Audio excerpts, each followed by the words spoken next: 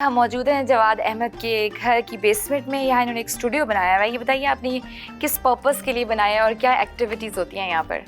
अच्छा, ये जो स्टूडियो है ना, ये एक्चुअली पार्टी के लिए बनाया था।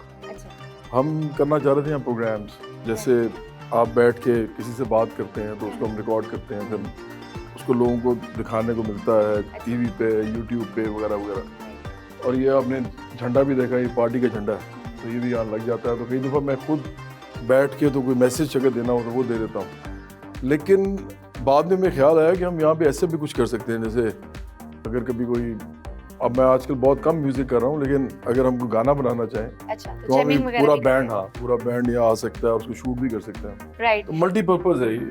तो जैमिंग कितना फ्रीक्वेंटली करते हैं? टाइम मिलता है या जब से आप सियासत में आए हैं या? नहीं मिलता असल में ना। मैं फुल टाइम अब पॉलिटिशियन हूँ। अगर मुझे कोई कॉन्सर्ट मिल जाए जहाँ पे मुझे पैसे मेरे बन जाएं तो मैं वो कर लेता हूँ, अदरवाइज म्यूजिक के साथ मेरी थोड़ी सी डिसोसिएशन हो गई है। हाँ। तो ये झंडा आपके घर के ऊपर लगा हुआ नजर नहीं आ रहा, बाहर, उसकी क्या वजह है? पार्टी अच्छा झंडा असल में ना, वो पार्टी के ऑफिस के बाहर तो है झंडा। अच्छा। अभी ये मोहल्ला है, मतलब एक कॉलोनी है, इसके अंदर आप अगर झंडा लगा लें तो लोग फिर वो अजीब सा फील करते हैं, इसलिए लगाया हुआ। पाकिस्तान का झंडा हम लगा लेते हैं जब 14 अगस्त आता है या 23 मार्च। हाँ। अच्छा, ये बताइए कि जो आप इस दुनिया में जो आता है, ऑब्वियसली उसने वापस भी जाना होता है, तो आपके माइंड में क्या है कि आप क्या लेगेसी छोड़कर जाना चाहते हैं जिससे लोग आपको याद रखें? बराबरी की हम चाहते हैं कि ये जो स्टेट है, जो सिस्टम है, ये जो मुल्क है, ये सब के लिए चले और रियासत जिम्मेदार हो लोगों की तालीम की, इलाज की, और खाना, कपड़ा, घर, उसके अलावा जितनी भी ट्रांसपोर्टेशन है, जो भी लोगों की बेसिक नीड्स होती हैं, वो रियासत उसकी ज़िम्मेदार हो। अगर हम ये लेगेसी छोड़ दें लोगों के अंदर, तो मेरा ख्याल है कि लोग फिर अपने राइट्स के लिए ऑर्गेनाइज भी हो सकते हैं पार्टीज़ के अंदर, और फिर वो जद्दोजहद भी कर सकते हैं। सिंगिंग को मिस नहीं करते आप? यूजुअली आप फारिग वक्त में होते हैं या अकेले होते हैं, क्या गाना गुनगुनाते हैं और किसको सुनना पसंद करते हैं? आमतौर पे जो मुझे कहा जाता है ना कि गाना सुना दें कोई, आमतौर पे जो फैंस मिलते हैं तो वो बिन तेरे क्या जीना कहते हैं, वो हम आपसे सुनेंगे आखिर में। तो वो मुझे अच्छा भी लगता है। इसके अलावा भी देखें, जो गाने हमने खुद लिखे होते हैं और बनाए होते हैं, वो आपके प्रोडक्ट्स होती हैं, वो आपके अपने, आप ये समझें, अपने ज़ात का हिस्सा होते हैं, तो वो तो गाते हुए अच्छा ही लगता है। तो किसी और कोई और सिंगर जो आपका फेवरेट हो और जिसके गाने आप गुनगुनाना पसंद करते हो? एक्चुअली जो जिनको मैं गुनगुनाना पसंद करता हूँ वो किशोर कुमार है। जी जी, वो बहुत ही कमाल सिंगर है, बहुत कमाल। लेकिन उनके अलावा जो है जिनको मैं सुनता हूँ, जिनको मैं गुनगुना भी नहीं सकता क्योंकि वो उनकी प्रोग्रेस बहुत ज़्यादा है मेरे से, वो मेहदी हसन है, नूरजहां है, फिर लता मंगेशकर, आशा भोसले, फिर केएल सहगल, फिर सलामत अली खान, फिर वो अमानत अली खान, तुफैल नियाजी।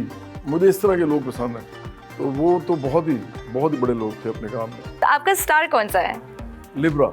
अच्छा, do you believe in this stars in astrology?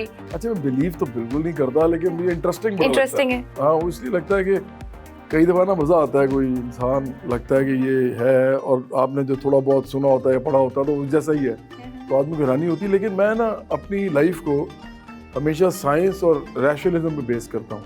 मैं इन चीज़ों पे नहीं बेस करता जिनकी कोई साइंटिफिक या एम्पिरिकल स्ट्रेंथ नहीं होती। तो मुझे लगता है कि हमें ये नहीं करना चाहिए इंसानों को। हाथों की लकीरें वगैरह देखने, पामिस्ट्री, हाथ दिखाया कभी आपने? इंटरेस्टिंग है। अच्छा, कभी दिखाया और किसी ने कोई बहुत ही अनोखी और अछूती बात बता दी हो और वो फिर इवेंचुअली ऐसा हो भी गया हो? मेरा ख्याल है कि जो भी लोग बताते हैं उनमें से कुछ ना कुछ तो हो ही जाता है, कुछ ना कुछ नहीं होता। अच्छा। तो कोई ऐसा इंसान आज तक दुनिया में नहीं आया जो सब कुछ सही बता दे। मेरा अपना ख्याल ये है कि ये कोई इल्म है ऐसा जो थोड़ा बहुत इनको पता भी होगा, लेकिन ये उसको साइंटिफिकली अभी तक ऑर्गेनाइज नहीं कर सके। या आप ये समझें कि जो भी इनके पास इल्म है, इस तरह के तमाम लोगों के पास, वो कोई ऐसा नहीं है हतमी, जैसे H2O है ना, आप हाइड्रोजन के 2 एटम्स और ऑक्सीजन का 1 एटम उनको एक खास कंडीशन में मिलाएंगे तो वाटर बन जाएगा जी।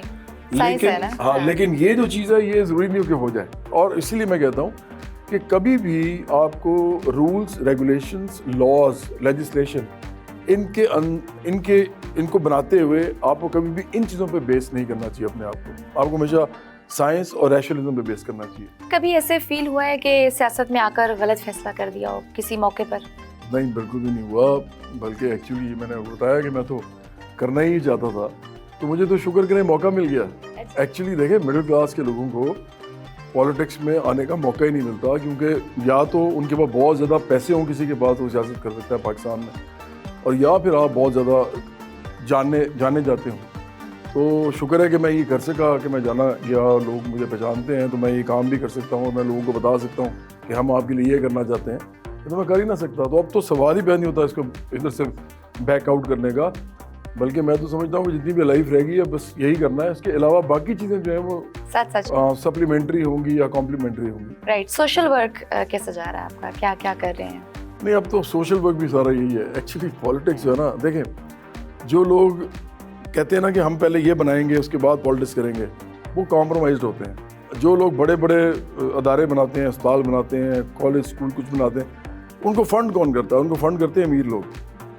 अब हमारी पार्टी जो है बराबरी पार्टी है, हम अमीरों की सियासत के ख़िलाफ़ हैं। वो लोग जो कि इस मुल्क के अंदर अभी तक बैठे हुए हैं, जब से पाकिस्तान बना है 75-76 साल से बैठे हुए हैं, तो अगर हमने उनको चैलेंज करना है तो हम उनको चैलेंज करेंगे और साथ हम अपना दायरा चलाएंगे उन्हीं के पैसों से, तो हम चैलेंज कैसे करेंगे? तो इसीलिए पाकिस्तान की जो पार्टीज़ हैं ये हमेशा प्रो रिच होती हैं, मतलब अमीरों के साथ रहती हैं, गरीबों के ख़िलाफ़ होती हैं, एंटी पुअर होती हैं। इनकी सारी पॉलिसीज़ आप देख लें, क्योंकि जैसे ही अमीरों के ख़िलाफ़ पॉलिसीज़ बनाते हैं और गरीबों के हक़ में बनाते हैं, फ़ौरन जो है अमीर इनके ऊपर से अपना हाथ उठा लेते हैं।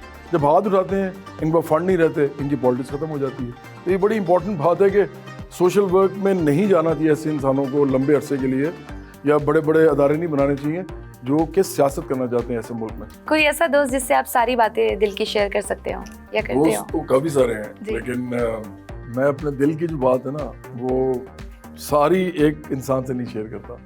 मैं थोड़ी इससे थोड़ी उससे इस तरह कर लेता हूँ। सेक्टर ये इस पोर्शन का इसके साथ, इस पोर्शन के साथ। I have always been very careful and cautious about it, क्योंकि मुझे पॉलिटिक्स करनी थी, तो मुझे अपना इमेज जो था ना वो बड़ा इंपॉर्टेंट लगता था कि मुझे कहीं कोई से पकड़ ना सके।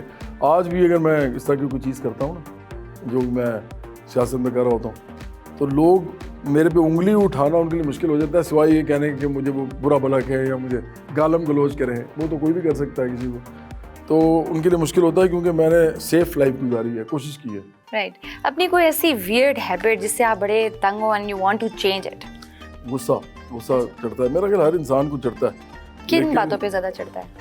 बदतमीज़ी पे, बदलिहाजी पे, लोगों के किसी को धोखा देने से, बहुत ज़्यादा कोई झूठ बोले आपसे, स्पेशली जब आप उसे कहेंगे झूठ नहीं बोलना तो फिर भी बोले, तो इन चीज़ों पे। अच्छा, क्योंकि आप सियासत में आ गए यहाँ, तो बहुत पेशेंस चाहिए होता है, बहुत सब्र बर्दाश्त चाहिए होती है, क्योंकि आजकल जिस तरह का इन्वायरमेंट है, तो उसमें फिर ये आपको मुश्किल नहीं आती होगी कि पेशेंस लूज़ करना, हाइपर हो जाना, जैसे आपको गुस्सा आ जाता है तो?